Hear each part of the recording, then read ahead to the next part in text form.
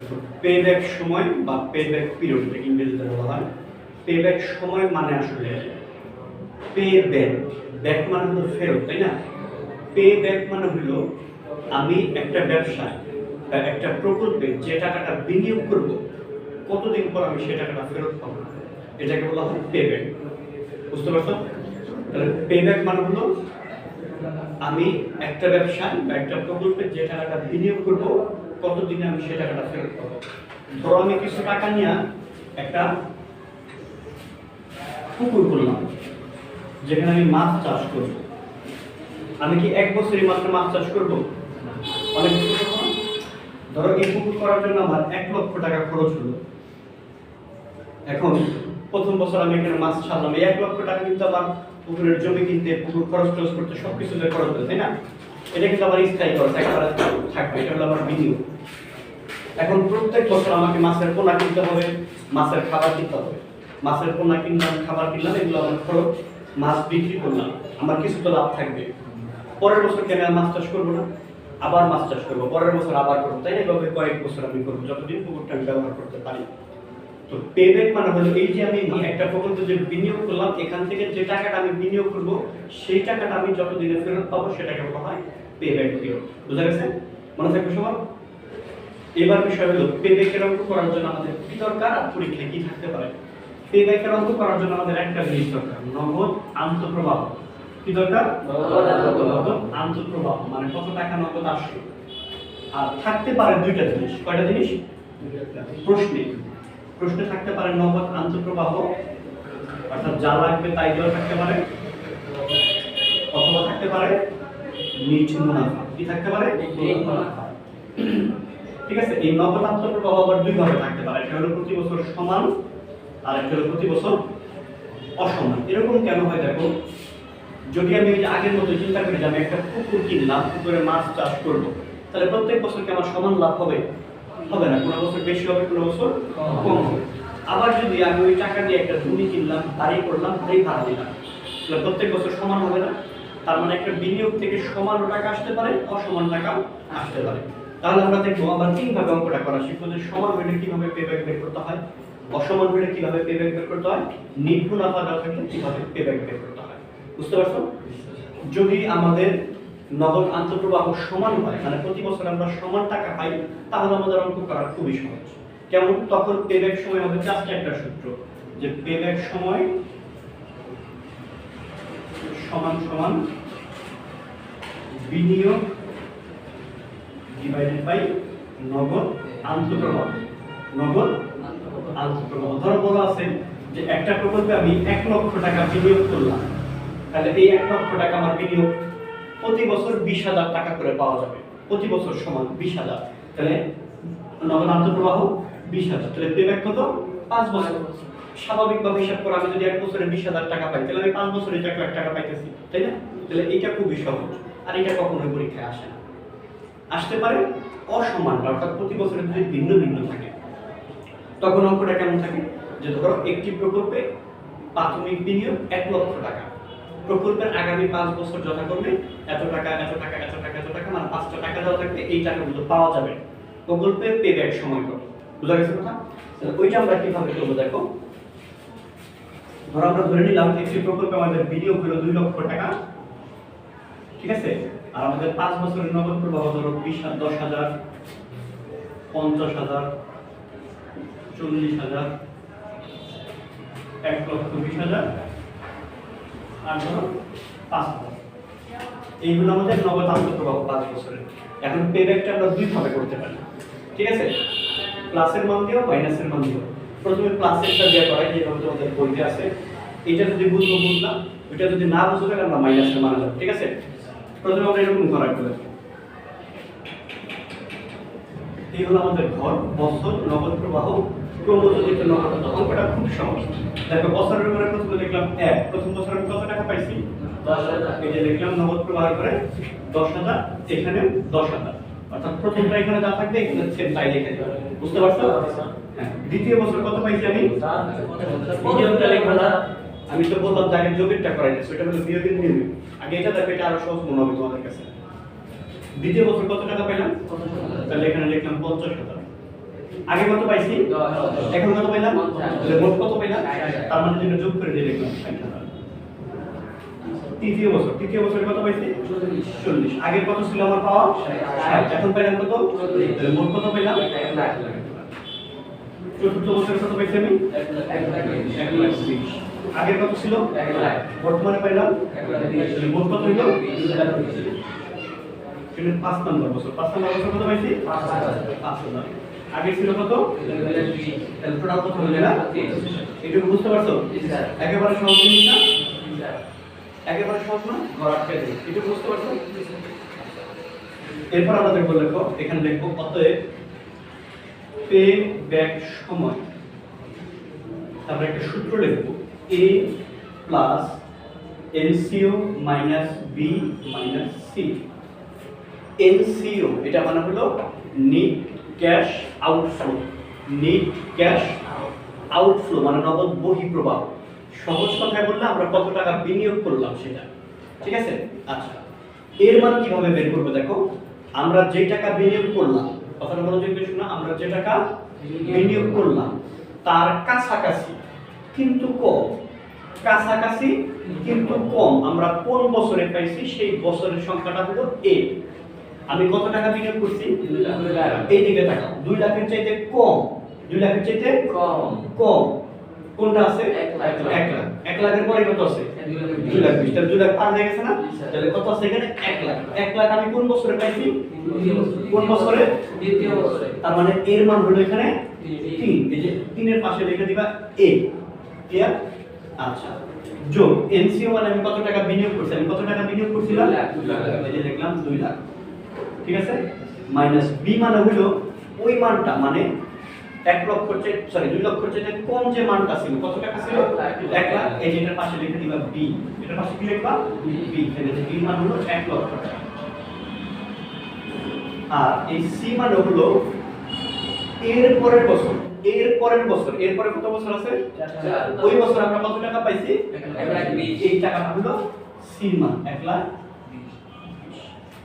20 আর এটা কি ইন্টার লেভেলে না তোমাদের বইতে এইভাবে করা আছে তোমাদের তো মাইনাসের মান দিয়ে করাইছিলাম প্রথমে এটা ক্লাসের যে অঙ্কটা এটা প্রশ্ন কিভাবে থাকতে পারে বুঝি নাই প্রশ্নটা কিভাবে থাকতে পারে কোনটা এই যে এই যে প্রশ্ন বললাম একটি প্রকল্পের বিনিয়োগ 2 লক্ষ টাকা আগামী 5 বছরের প্রকল্পের নগদ আন্তঃপ্রবাহ এত টাকা প্রকল্পের পেব্যাক সময় নির্ণয় করো। এইভাবে হ্যাঁ শেষ এইটুকু তোমরা এইটা মনে রাখার জন্য এইটুকু মনে রাখার জন্য কি কাজ করবা একটা থিওরি মনে রাখবা যে আমি যত টাকা বিনিয়োগ করলাম তার চেয়ে কম কোনটা আছে শেষের কম যেমন বিনিয়োগ করছি 2 লাখ টাকা তাহলে আমার বড় কোনটা 2 লাখ 20 না তাহলে তার ঠিক আগে কোনটা আছে 1 লাখ এটা হলো বি ওই বছরটা হলো এ তারপরটা হলো সি মনে থাকবে এইটুকু এর বছর মানে ইন্টার দিতে বলবে হ্যাঁ এই হলো বছরটা ঠিক আছে তাহলে কিন্তু মান বেড়ে যাবে এখন যদি আমরা ক্যালকুলেশন করি এখানে থাকবে 3 আর এখানে 2 লাখ থেকে 1 লাখ বিয়োগ করলে 1 লাখ নিচে 1 লাখ 20 তাহলে আমরা মান পেয়ে যাবো লাস্টে লিখে দিতে হবে বছর কি লিখতে হবে শেষে বছর। তাইলে আমাদের পেব্যাক শেষ সহজ হবে না পারবা না করতে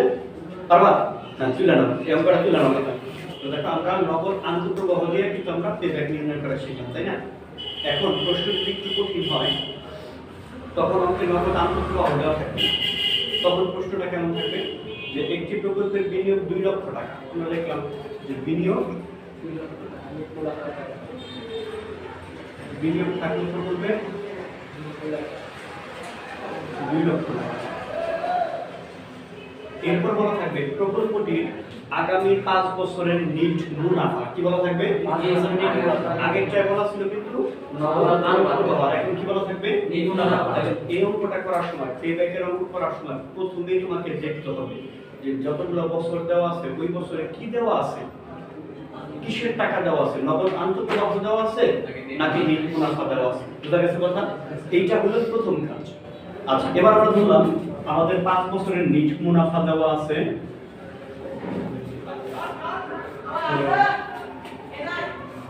50,000 30,000 20,000 10,000 40,000 এইটা ধরো আমাদের নিট মুনাফা দেওয়া আছে এখন বলছে পেব্যাক সময় নির্ণয় করো আমরা কিন্তু প্রথমেই শিখছি যে পেব্যাক সময় নির্ণয় করার জন্য আমার দরকার হলো নগদ আন্তঃপ্রবাহ কিন্তু আমার দেওয়া আছে কি নিট মুনাফা তাহলে এই নিট মুনাফাটা কি নগদ আন্তঃপ্রবাহ দিতে হবে নিট মুনাফার সাথে অবচয় যোগ করলে নগদ আন্তঃপ্রবাহ পাওয়া যায়। এটা একটা তথ্য না? এই প্রশ্নটাকে ঘুরাইয়া ফিরাইয়া বিভিন্ন ভাবে কোনো না কোনো ভাবে হলে পরীক্ষায় আসবে। কিন্তু তুমি যদি মনে রাখো নিট মুনাফার সাথে অবচয় যোগ করলে নগদ আন্তঃপ্রবাহ পাওয়া যায়, তাহলে তুমি প্রশ্নের উত্তর তুমি পাবা। নৈতিককে দিবে, নাহলে জ্ঞানগুলোকে দিবে, বিভিন্ন জায়গায় এটাকে ঘুরাইয়া ফিরিয়ে দিতে পারে। তাহলে আমরা বুঝলাম যে আমরা যদি নিট মুনাফার সাথে অবচয়কে যোগ করতে পারি তাহলে নগদ আন্তঃপ্রবাহ পাবো। এখন নিট মুনাফা তো আমার দেওয়া আছে, কিন্তু অবচয় কোথায় পাবো? তাহলে আমাকে অবচয় বের করতে হবে। তো প্রথমে এইরকম অঙ্ক থাকলে আমরা কিভাবে করবো পুরোপুরি আমি দেখাইতেছি। প্রথমে আমার লাগবে অবচয়। তাহলে আমরা প্রথমে লিখবো যে আমরা জানি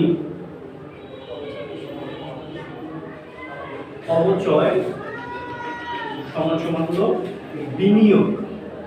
বিনিয়োগ মানে কি? আমরা যে টাকার ব্যবসা বিনিয়োগ ভাগ আয়ুষ্কাল।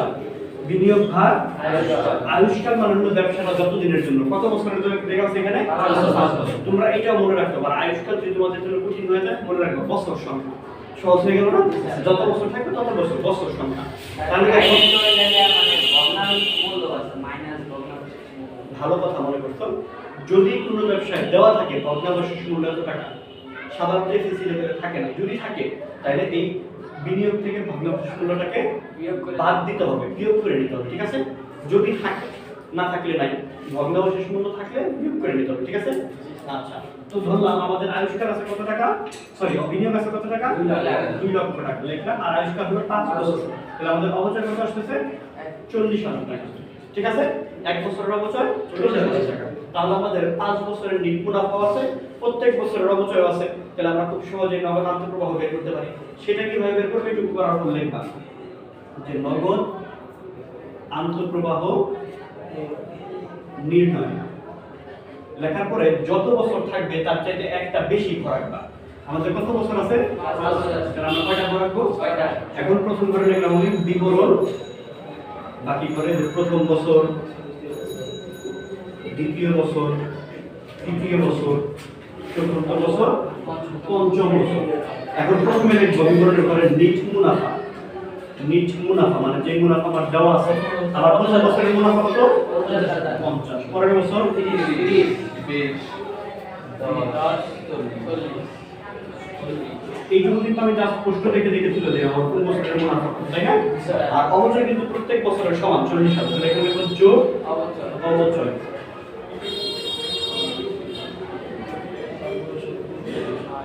40 প্রত্যেক বছরে 40।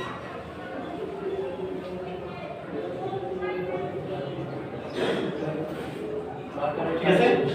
এরপর আমরা এই সবগুলো যোগ করে দেব।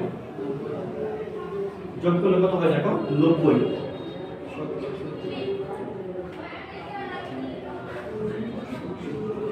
কোনো আমরা চাই ওটা আমরা লিখে দেব। ঠিক আছে? এই যে যোগ করলাম, এই টাকাটার নাম কি? নগদ আন্তঃপ্রবাহ। ঠিক আছে? এরপরে ঘরটা আটকে দিবেন না, এইখানে ক্লোজিং এত সময় নষ্ট করা দরকার নেই। তাহলে আমরা নগদ আন্তঃপ্রবাহ পেয়ে গেলাম।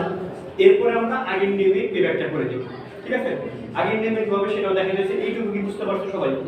আমরা কিভাবে নগদ আন্তঃপ্রবাহ বের করলাম এইটুকু ছিল আমার কথায়। দেখো, তাহলে আমরা এখন নগদ আন্তঃপ্রবাহ পেয়ে গেলাম, তাই না? এখন আমরা আগের নিয়মে অঙ্ক করে দেব। এখন যে দেখবো যে পেব্যাক সময় নির্ণয়ের জন্য আমাদের যে ঘর রাখতে হয়, ঘরটা আমরা রাখবো।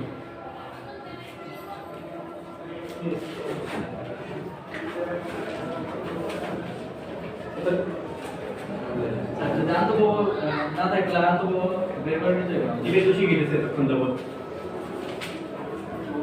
গণনা করে আলাই উপরে এখন এসো। আপনার আগে থাকে আমরা নিয়ে যাব। অসম্পূর্ণ দেখো।